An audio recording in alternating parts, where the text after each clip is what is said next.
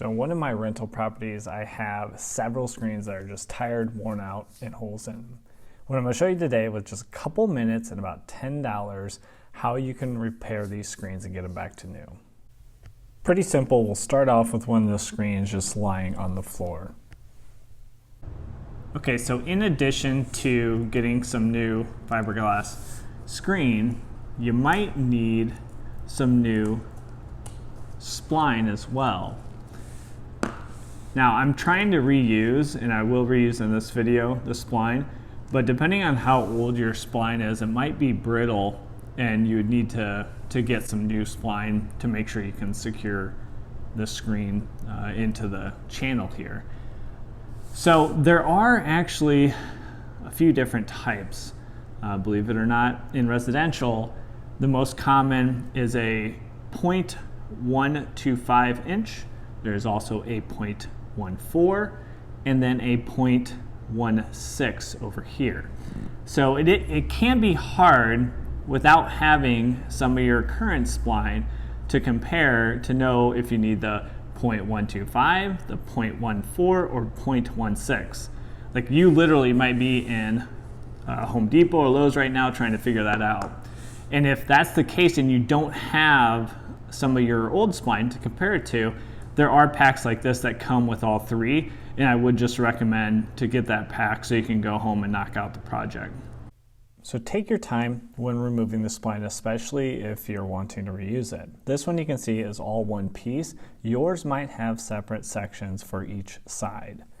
Once the spline is removed, now I'll work on removing the old screen. Depending on the age of the screen, some of them will pop right out and all the material, all the fibers will come out without any issues. If it's a little older like this one, you'll probably have it ripping and have to take your time to try to get all the material out of the channel.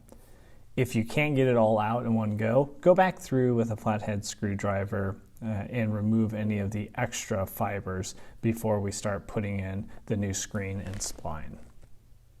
One note before we put on the new screen, and that is if you break any of the parts of your old screen, like the corner plastic pieces, the side channels themselves get bent, the springs that help retain the screen in the window, not a big deal. Most of those parts are going to be available at your local big box home improvement store, so just head on down there with the part that broke and you'll probably be able to find a replacement. Using a 48-inch fiberglass screen roll, I'm just going to roll out and get enough material for this screen. With about 2 to 3 inches on each side will be plenty.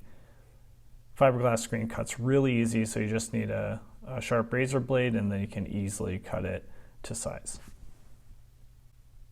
So starting in the corner, and I'm going to use the old spline because it's still in good condition, I'll use my roller tool and start to press and roll the spline into the channel.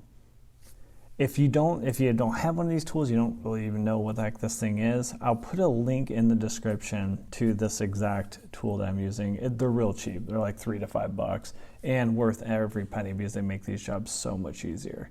So I lay out the spline about 6 to 12 inches ahead of the roller, and then I kind of work through the channel. If you've done this many times, you can really work through this quickly. If this is your first or second screen, take your time. Getting in a rush, really, you're just going to be more likely to damage the screen and have to start over. So I just take my time, about a foot at a time. I'll work through putting the spline in the channel. And then once it's all laid out, I kind of do one quick little one over with a flathead screwdriver in the corners to make sure the spline's laid down and won't pop out. Home stretch. So with a sharp razor blade, you're just going to go to the outside edge of the spline and just go along that, putting light pressure on the channel, and you'll be able to easily cut the fiberglass screen away. Remember, take your time. If your blade jumps over to the inner edge, you're just going to cut the screen that you just laid in there. So it's always best to take a couple more seconds and do it right, and then you can knock out the project in no time.